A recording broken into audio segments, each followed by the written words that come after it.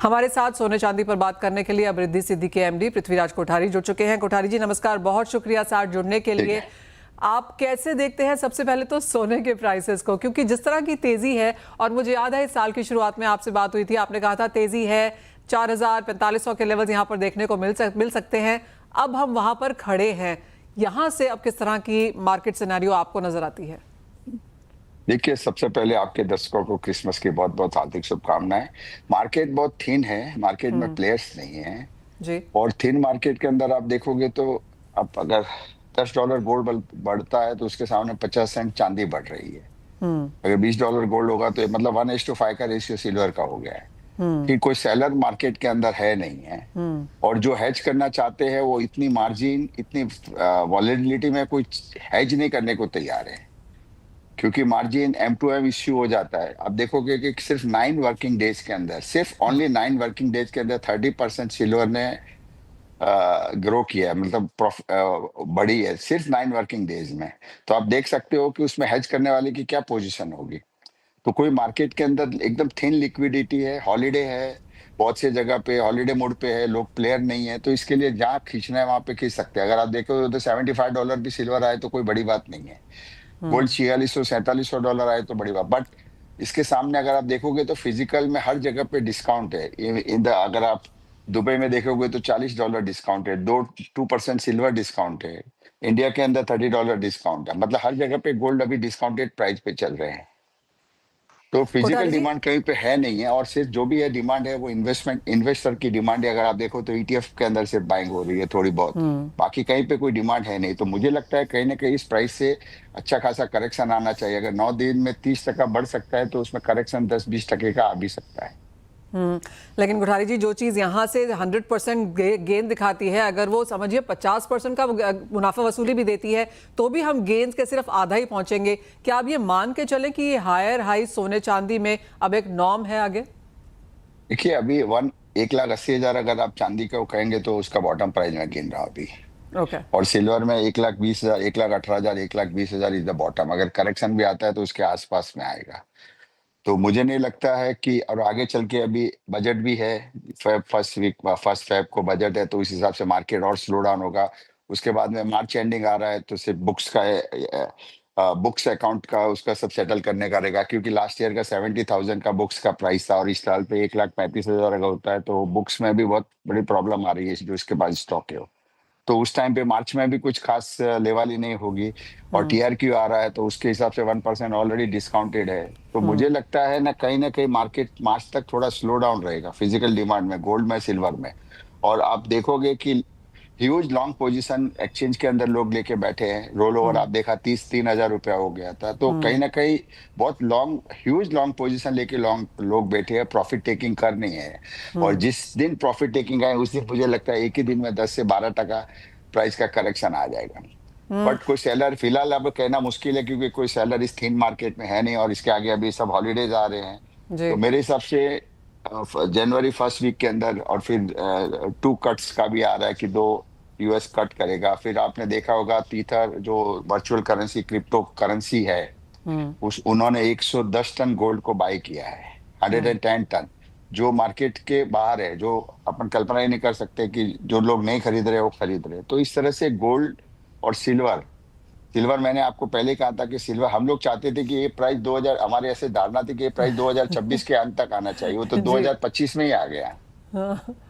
कोठारी जी, आप कहेंगे as of now हम जो ये शॉर्ट स्क्वीज की बात सुन रहे थे कि जो शॉर्ट सेलर्स थे वो यहाँ पर चांदी में कहीं अटक गए थे, वो पोजीशंस कहीं ना कहीं अब निकल चुकी हैं? देखिए, आपने देखा होगा इसी साल में 2-3 महीने पहले रेशियो 107 था गोल्ड वर्सेस सिल्वर का जी, और आज रेशियो 62-50 के आसपास आ गया है।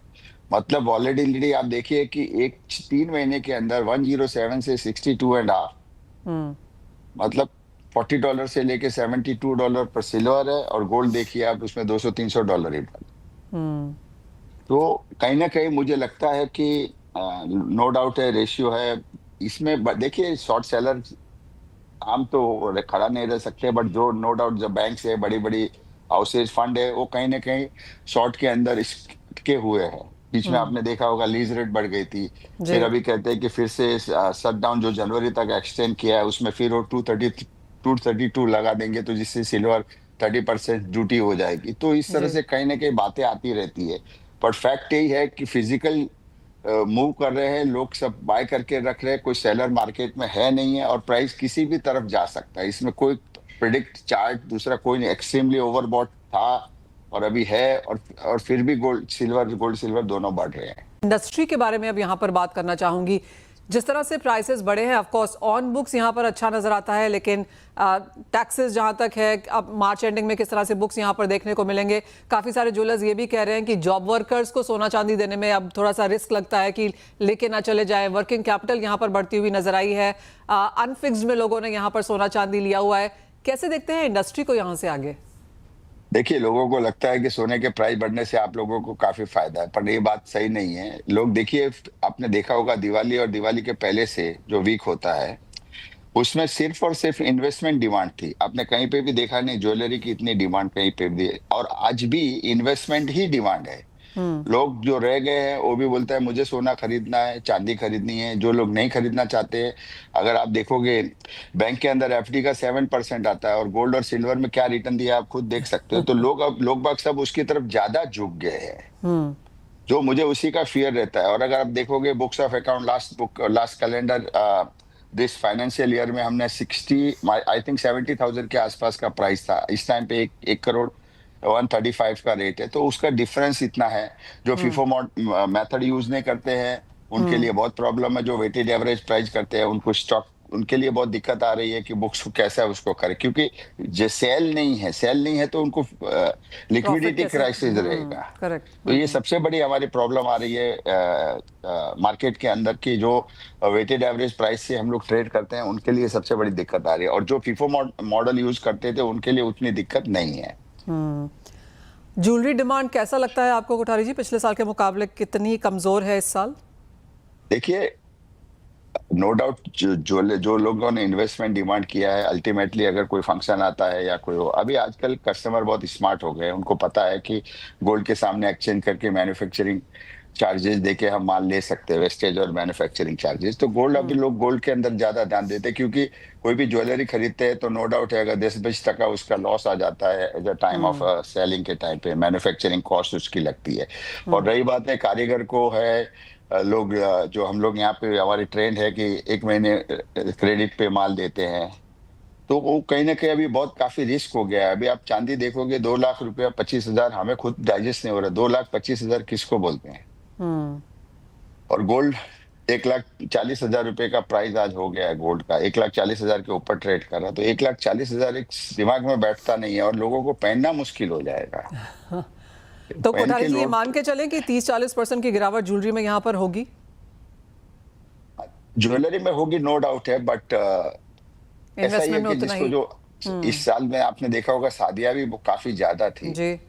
भयंकर शादियां थी। तो देखिए, पॉपुलेशन 140 करोड़ की है, ज्वेलरी का डिमांड तो एज इट इज रहेगा। ठीक है, 2-4 महीना थोड़ा स्लो डाउन रहेगा मार्च तक, उसके बाद में फिर रेनी सीजन है, फिर कॉप्स अच्छा, अभी कॉप्स की भी खरीदारी अच्छी आएगी। जो अच्छी फसल हुई है, लास्ट टाइम बारिश अच्छी हुई थी, तो ये फसल भी बहुत अच्छी आएगी। तो कहीं ना कहीं मुझे नहीं लगता है कि थोड़ा बहुत स्लो डाउन तो अभी इतना प्राइस में स्वाभाविक है, होना है कि होगा इतना तो। बट धीरे धीरे ज्वेलरी, देखिए ज्वेलरी अभी लाइट वेट आ गई है, 18 कैरेट 9 कैरेट, तो प्राइस उस हिसाब से 18 14 सब कैरेट की भी ज्वेलरी हॉल मार्किंग HOD आ गई है। तो लोग कहीं ना कहीं उस तरफ भी झुकाव करेंगे। और आपने देखा होगा प्लेटिनियम मार्केट, आपने देखा $850 से लेके आज $2,350 की तेजी। जी हाँ, एक से बढ़कर एक प्रेशियस मेटल्स यहाँ पर देखने को मिले हैं। कोठारी जी, आप एक और चर्चा जो आपसे करनी है वो हॉलमार्किंग को लेकर है। अब हम जानते हैं कि 90-95% शायद ज्वेलरी अब हॉलमार्क यहाँ पर होती है। बुलियन हॉलमार्किंग इब्जा ने यहाँ पर पुश करने की कोशिश की है। काफ़ी सारे ज्वेलर्स कहते हैं कि ज्वेलर्स को भी कॉइन्स बार्स बनाने के लिए यहाँ पर अलाउ करना चाहिए, क्योंकि ज्वेलरी की डिमांड नहीं है, कॉइन्स की ज़्यादा है, और जिस तरह के रूल्स आए हैं वो ज़्यादातर ज्वेलर्स के इन पॉजिटिव नहीं है। तो जहाँ तक पॉलिसी की बात है, अब बिकॉज सोने चांदी के प्राइसेस इतने बढ़ चुके हैं, आप कहेंगे चांदी में हॉलमार्किंग ज़रूरी है इतने बड़े प्राइसेस पर? और जहाँ तक बुलियन हॉलमार्किंग है, अब क्या स्टैंड है? देखिए, बुलियन हॉलमार्किंग आपकी बात सही है। जो रिफाइनरी जो मैन्युफैक्चरिंग करती है, जो BIS और NABL एग्रीगेट रिफाइनरी है, वो ही कॉइन बाजार में बेच सकते हैं। उसके ऊपर देखिए उसका टैग होता है, उसका नंबर होता है, BIS का मार्क होता है, उसके बाद में सीरियल नंबर होता है, और कौन से लॉट से ये बनाया हुआ है उसका रिकॉर्ड होता है। तो जो refinery BIS approved NABL aggregate है वो ही रिफाइनरी को कॉइन बनाने का इजाजत देनी चाहिए। छोटे छोटे अगर रिफाइनरी है तो वो BIS NABL में एग्रीगेट हो जाए। अगर कोई ज्वेलर्स अगर मेल्ट करके कॉइन बनाता है तो वो भी BIS और NABL का अंदर होना चाहिए। देखिए ये प्राइस के ऊपर हम लोग प्योरिटी के अंदर कोई भी किसी भी तरह का भेदभाव बर्दाश्त कोई नहीं करेगा। जब आप पूरा जी पैसा देते हो, पूरी मेकिंग चार्ज देते हो, तो उसको प्योरिटी शुड बी 100% प्योर होनी चाहिए। जी रही बात सिल्वर की, सिल्वर में मैंडेटरी इसके लिए नहीं किया है कि अभी भी सिल्वर की हॉलमार्किंग के लिए उतनी उतनी कैपेसिटी नहीं है। आप धीरे धीरे आपने गोल्ड में देखा अभी काफी 95% जहाँ पे भी मैन्युफैक्चरिंग है वहां पे सब अभी हॉलमार्किंग HYD हो गई है।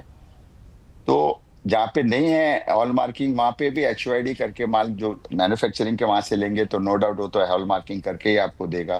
तो कहीं ना कहीं पूरा 95% जो ज्वेलरी अगर आपने देखा हो तो हॉलमार्क ज्वेलरी बेचती है। जहाँ पे नॉन हॉलमार्क जो नई स्टेट आए हैं वो भी अभी हॉल मार्किंग ज्वेलरी बेच रही है। अब लोगों में अवेयरनेस आ गई है कि हॉल मार्किंग HYD आप ऐप पे जाके चेक कर सकते हो BIS के ऐप के ऊपर।